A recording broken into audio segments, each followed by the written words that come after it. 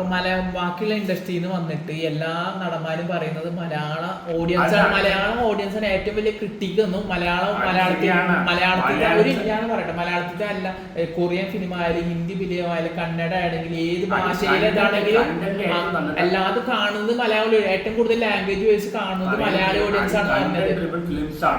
Content ഏറ്റവും കൂടുതൽ മലയാളം, മറാഠി, ബംഗാളിയാണ്. അവർക്കാണ് ഏറ്റവും നാഷണൽ അവാർഡ് കിട്ടുന്നത്.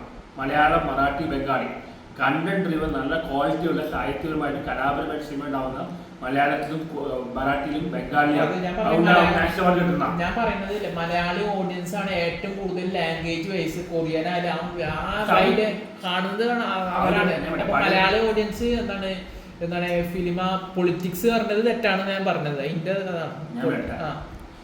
പുതിയ വലിയൊരു കുഴപ്പമില്ല. പഴയ ജനറേഷൻ പറഞ്ഞാൽ അവരൊന്നും കാശ് കൊടുത്ത് ഫോറിൻ കൺട്രീസ് താമസിക്കുന്ന മലയാളികളൊന്നും കാശ് കൊടുത്ത് സിനിമ കാണില്ല.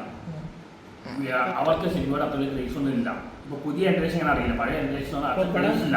പക്ഷേ ഈ മലേഷ്യയിൽ മറ്റടുത്ത രഞ്ജിക്കാർ പടങ്ങൾ ഓടാൻ കാരണം തമിഴന്മാർക്ക് ഇന്ത്യക്കാർക്കും സിനിമയിൽ വന്നാൽ ഭയങ്കര ഭ്രാന്താണ്, ക്രേസാണ്.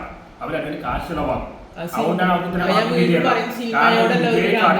വിജയെക്കാട്ടും മറ്റേ രജനീകാന്തിനെക്കാട്ടും ഷാറുഖിനെക്കാട്ടും വലിയ ആക്ടേഴ്സാണ് മമ്മൂട്ടി, മോഹൻലാൽ.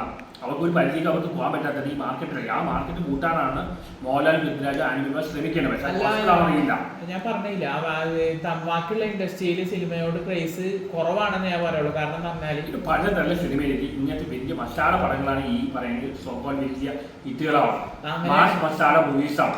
അങ്ങനത്തെ മൂവീസ് മലയാളത്തിൽ ഉണ്ടാക്കി കഴിഞ്ഞാൽ മലയാളത്തിൽ അങ്ങനത്തെ ബിഗ് ബഡ്ജറ്റ് ഉണ്ടാക്കിയ ബുദ്ധിമുട്ടാണ്. അപ്പൊ അങ്ങനെയാണെങ്കിൽ തെലുങ്കിലും ബാലയ്യ എന്ന് പറഞ്ഞ പാലയ എന്ന് പറഞ്ഞ വ്യക്തി ചെയ്യുന്നത് ഒരു മാസ് മസാല, പണ്ടത്തെ രജനീകാന്ത് പോലെ ഒരു ഇടിക്ക് 100, അത് അവിടുത്തെ ഓഡിയൻസ് സ്വീകരിക്കുന്നത് എന്തുകൊണ്ടാണ്? അവർക്ക് നല്ല ഫിലിം കണ്ടിട്ടുള്ള ധാരണ ഇല്ലാത്തത് കൊണ്ടാണ് അവർ വീണ്ടും അങ്ങനത്തെ ഫിലിം ചെയ്യുന്നത്.